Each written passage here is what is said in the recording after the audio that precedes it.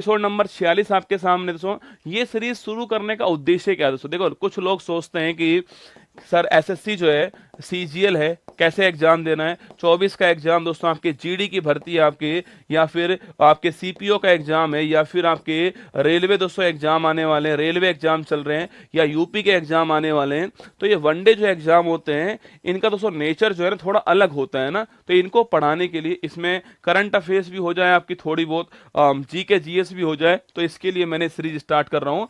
और जो तुम्हारे पीवाईक्यू जो होते हैं, जो लोग हर टॉपर बोलता है पीवाईक्यू कर लीजिए, वो पीवाईक्यू मैं कराऊंगा आपको। टेस्ट भी मैं आपका पढ़ाऊंगा भी, मैं टेस्ट भी मैं ही लूंगा आपका।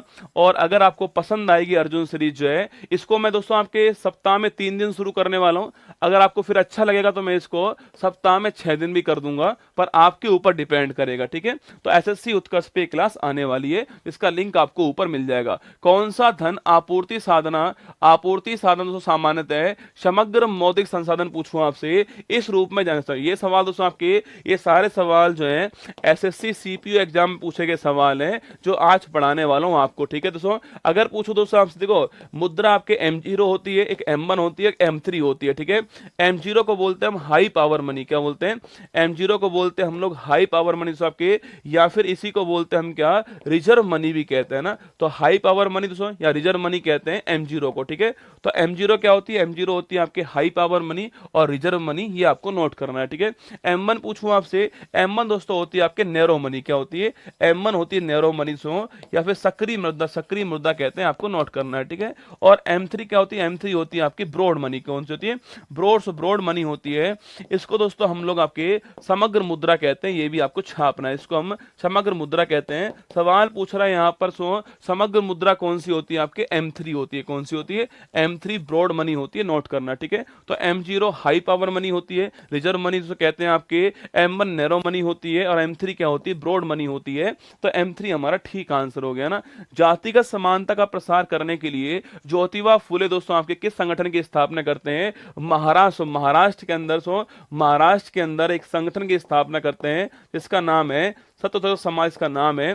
करने वाले कौन से? करने वाले आपकी ज्योतिबा फुले साहब है। और इनकी पुस्तक का नाम क्या है? गुलामगिरी छापना, गुलामगिरी इनकी पुस्तक का नाम है, ये भी आपको नोट करना है, ठीक है। तो गुलामगिरी, सत्यशोधक समाज पूछूं आपसे, महाराज ज्योतिबा फुले, ये चारों आपस में लिंक है, ठीक है। आगे देखिए, कौन कोलकाता के हिंदू कॉलेज का एक दोस्तों एंग्लो इंडियन शिक्षक था, जिसने यंग बंगाल दोस्तों आंदोलन जो है इसकी शुरुआत की थी?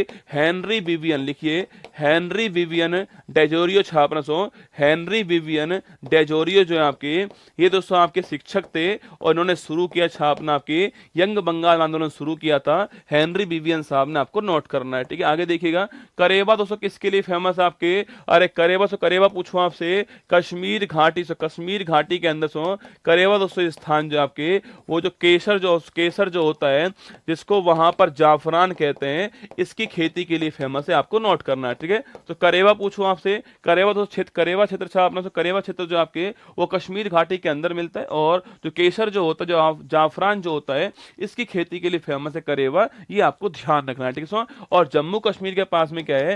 केसर जो है, इसका जीआई टैग भी है, ये भी आप जानते हो, ठीक है। आगे देखिएगा, दिसंबर 1885 में भारत के विभिन्न हिस्सों में दोस्तों कितने प्रतिनिधियों ने भारतीय राष्ट्रीय कांग्रेस की स्थापना की दोस्तों? अरे 72 छापना आपके प्रतिनिधि, आपके 72 प्रतिनिधि के रूप में शामिल थे स्थापना के समय कांग्रेस की स्थापना के समय वायसराय कौन थे? डफरिन साहब वायसराय थे। इसके अलावा स्थापना करने वाले कौन थे? A.O. ह्यूम साहब करने वाले थे। और पहली बार पूछो इसके हेड कौन बनते हैं? व्योमेश चंद्र बनर्जी साहब जो हैं, इसके पहले हेड बनते हैं। पहली महिला हेड कब बनती है आपके? पहली महिला हेड जो है वो एनी विसेंट बनती है 1917 के अंदर। और पहली भारतीय महिला हेड कौन होती है आपके? सरोजिनी नायडू छापना पहली भारतीय महिला हेड है, ये भी आपको ध्यान रखना है, ठीक है। तो ये सारे क्वेश्चन एग्जाम के लिए महत्वपूर्ण होंगे आपके। डफरिन दोस्तों इसके टाइम पर, अच्छा किसने कहा था किसने कहा था कांग्रेस जो है वो डफरिन के मस्तिष्क की उपज है, यह कहने वाले कौन? ठीक बताओ, कांग्रेस डफरिन के मस्तिष्क की उपज है, यह कहने वाले कौन? आपको छापना है, ठीक है। आगे देखिएगा, भारत की जनगणना 2011 के अनुसार बाल लिंग अनुपात कितना है? ठीक है, पूछे आपसे आपके जो चाइल्ड सेक्स रेशो है आपके, चाइल्ड सेक्स रेशो पूछूं आपसे वो कितना है, सवाल पूछ रहा है आपसे, ठीक है। देखो अगर पूछूं आपसे 2011 से पूछे आपसे भारत का सेक्स रेशो कितना है छापना, वो है 943, कितना है सो 943 महिलाएं आउट ऑफ 1000 पुरुष जो है उनके ऊपर आपके 943 महिलाएं।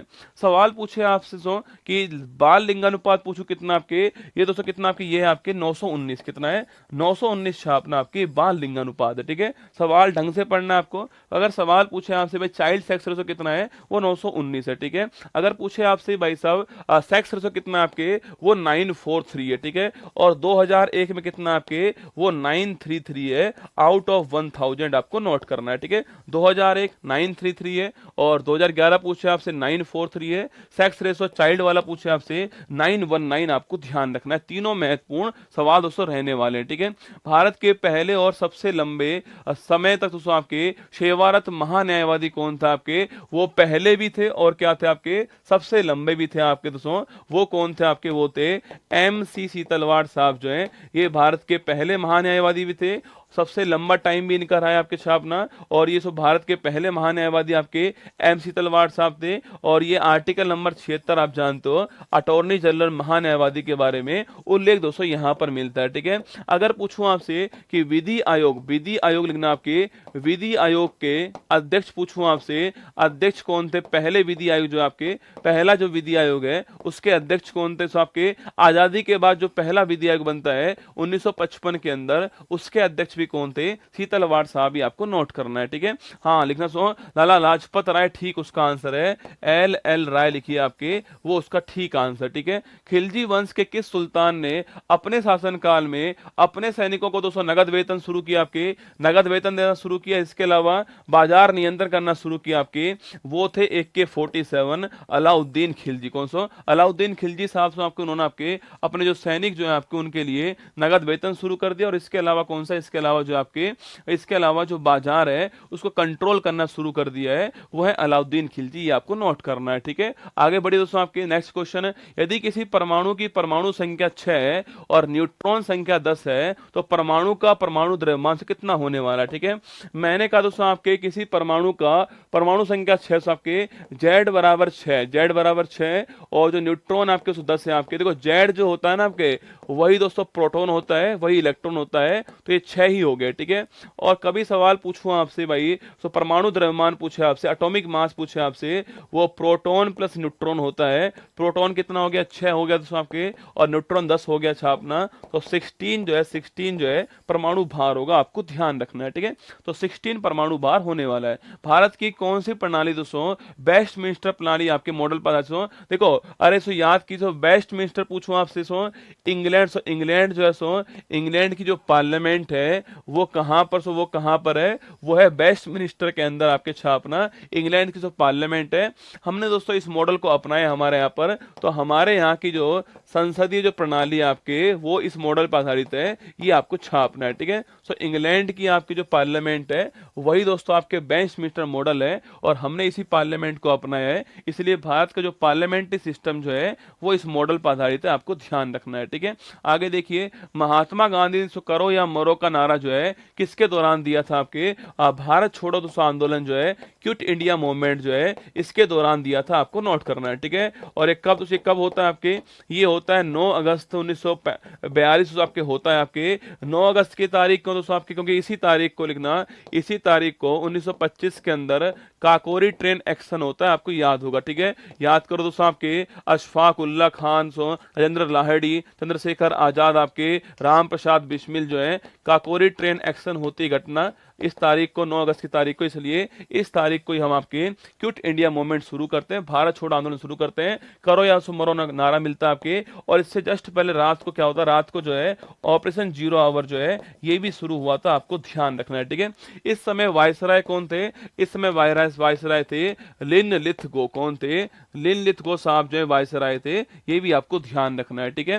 नेक्स्ट क्वेश्चन आपके सामने, पीटी ऊषा ने दोस्तों किस ओलंपिक खेल में 400 मीटर बाधा दौड़ में 55.42 सेकंड का समय दोस्तों लिया था, आपके 4th रैंक पर आई थी, आपको याद होगा, आपके कुछ सेकंड से चूक गई थी पीटी ऊषा जो है। सो वर्तमान में पीटी ऊषा क्या है, वर्तमान पीटी ऊषा आपके जो इंडियन ओलंपिक जो कमेटी है उसकी वर्तमान अध्यक्ष कौन है, पीटी ऊषा है। और मैंने कहा बाद ये आपके 4th रैंक पर आई थी, कुछ सेकंड से चूक गई थी आपके मेडल पाने के लिए आपके। और ओलंपिक कौन सा आपके, ये ओलंपिक था लॉस एंजल्स ओलंपिक, कौन सा लॉस एंजल्स यूएसए का ओलंपिक था, और ये 1984 के अंदर हुआ था, नोट करना आपके। तो 1984 का लॉस एंजल्स ओलंपिक में पीटी उषा जो आपके वो कुछ मार्क्स से कुछ आपके कुछ पॉइंट सेकंड से रह गई थी, ये आपको याद होगा, ठीक है। आगे देखिएगा, 1773 के रेगुलेटिंग एक्ट के तहत ब्रिटिश सम्राट ने ब्रिटिश भारत के किस शहर में सर्वोच्च न्यायालय दोस्तों आपकी इसकी स्थापना की थी। रेगुलेटिंग एक्ट 1773 पूछूं आपसे, इसके तहत आपके 1774 में दोस्तों आपके सुप्रीम कोर्ट की स्थापना कहां से होती है, कलकत्ता के अंदर स्थापना होती है इसकी। और इसमें 1+3 सिस्टम दोस्तों आपके, एक मुख्य न्यायाधीश थे आपके, और अलीजा इम्प्रे साहब छापना, अलीजा इम्प्रे जो है वो इसके पहले मुख्य न्यायाधीश अपॉइंट किए गए, ये आपको नोट करना है, ठीक है। तो 1773 पूछूं आपसे, रेगुलेटिंग एक्ट था आपके, लिखना आपके। और 1774 में इसी एक्ट के द्वारा क्या हुआ है, कलकत्ता के अंदर जो है सुप्रीम कोर्ट की स्थापना होती है। और इसी एक्ट से बंगाल जो गवर्नर था, इस पोस्ट को बंगाल का गवर्नर जनरल कर दिया गया छापना। और पहले कौन बनते हैं, वॉरेन हेस्टिंग साहब जो है ये बंगाल के फर्स्ट जो है गवर्नर जनरल बनते हैं, ये आपको नोट करना है, ठीक है। ये दोनों बातें एग्जाम के लिए महत्वपूर्ण हो सकती है ना। वसा के पाचन के लिए आवश्यक एंजाइम कौन सा है, वो है लाइपेज, कौन सा, लाइपेज एंजाइम जो आपके वो वसा के पाचन के लिए यह एंजाइम पूछो आपसे किस जूस में होता है, आपके अगनासे जो रस होता है उसके अंदर ये एंजाइम होता है। और अगर पूछूं आपसे इस एंजाइम से आपके किस अंग में जो लिपिड जो वसा है उसका पाचन दोस्तों होता है, बताओ। मुझसे पूछूं आपसे, अगर सवाल से पूछे आपसे कि भाई किस अंग के अंदर जो ये वसा जो लाइपेज जो एंजाइम है, जो वसा जो लिपिड होता है इसका पाचन होता है, आपको छापना है, ठीक है। तो लाइपेज एंजाइम जो आपके वसा जो है उसके पाचन के लिए जरूरी होता है। फिर मैंने कहा आपसे ये एंजाइम कहां से निकलता, ये एंजाइम आपके जो अग्नाशय रस है वहां से निकलता है, ये कहा मैंने आपसे। और मैंने पूछा आपसे किस अंग के अंदर जो बसा है आपके उसका पाचन होता है आपके, छोटी आंत तो ठीक है रसगुल्ला, छोटी आंत ठीक है। अब बताओ छोटी आंत में कौन सा भाग है ना, छोटी आंत ठीक है, छोटी आंत में कौन सा भाग अच्छा लीवर में पाचन नहीं होता है, ये आप जानते हो नहीं जानते लीवर में कोई भी पाचन नहीं होता है ना, लीवर में कोई भी पाचन नहीं होता है, ये आपको छाप लेना है ना। लीवर के अंदर कोई भी पाचन नहीं होता है, ठीक है। छोटी आंत ठीक बात है, छोटी आंत इसमें भी कौन सा भाग था आपके, छोटी आंत पूछे आपसे, छोटी आंत ठीक बात है। इसका ड्यूडेनम जो भाग है आपके यहाँ पर पाचन होता है, छापना, ये भी आपको ध्यान रखना है, ठीक है।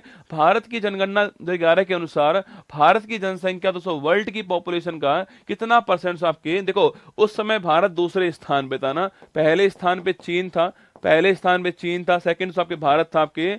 और लगभग आपके 17.5% जो है वो पूरे वर्ल्ड की जो पॉपुलेशन है उसका भारत के अंदर है ना। और पूछे एरिया, पूछूं आपसे, बताओ मुझे पूरे वर्ल्ड का एरिया पूछे आपसे, उसका 2.4% जो एरिया है वो भारत के अंदर, ठीक है। तो भारत के अंदर पूछे आपसे 17.5% आपके पॉपुलेशन भारत के अंदर है, और 2.4% छापना ये एरिया भारत के अंदर है, ये आपको नोट करना है, ठीक है। आगे देखिए, हाई कोर्ट के जज पूछो आपसे, इसकी नियुक्ति कौन करता है आपके, अरे अपॉइंटमेंट ऑफ हाई कोर्ट जज कौन करेगा, राष्ट्रपति करेगा, राज्यपाल नहीं करेगा ना।